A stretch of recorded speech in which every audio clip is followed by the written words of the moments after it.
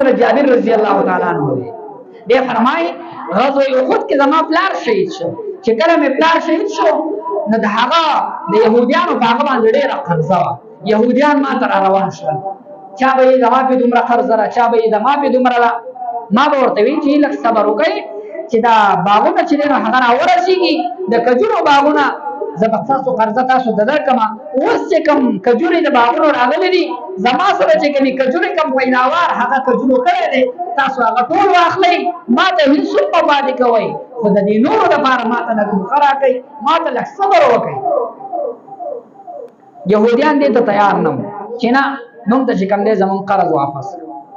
دی راغی نبی علیہ الصلوۃ والسلام ته شکایت وکړو د الله پاک رسوله یهودیانو دم کړم څوک وایي زما به دومره پیسې دي څوک وایي دومره دي او تاسو ته پته ده چې زما پلار هغه په غزوه احد کې شهید شوی دی تاسو راشئ او دلته چې دی نو هغه زما دپاره لږ سپارښت وکړئ چې دوی ستاسو دا خبره ومني او ما ته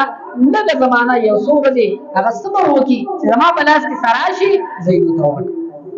نبی علیہ الصلوۃ والسلام ورته وفرمایل جابر لاړ شه او کمې کجورې چې ستا سره دي او ستا باغونو کوم پیداوار کړی دی هغه جدا جدا ډېرې که جدا جدا یې کا یعنې ښې کجورې جدا کا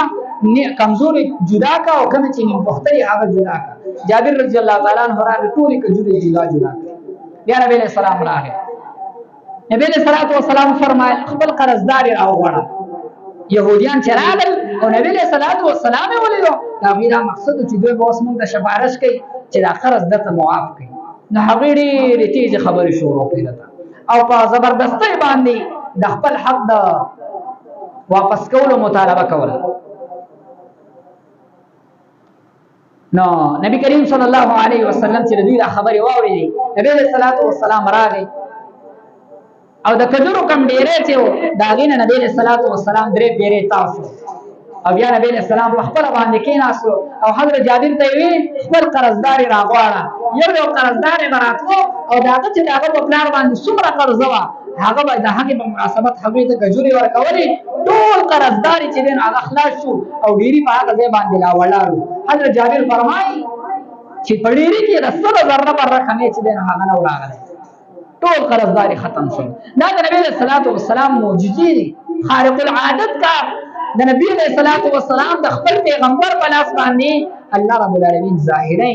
د دې لپاره چې غیر مسلم په دې باندې یقین وکړي ایمان راوړي او کوم چې ایمان والے دي مسلمانان دي هغه په خپل ایمان باندې مضبوط شي دا د نبی علیہ الصلوۃ والسلام معجزې داسې معجزې کوم چې منکرین او کافرانو هغه د نبی علیہ السلام په معجزو باندې هم ایمان را نه وړو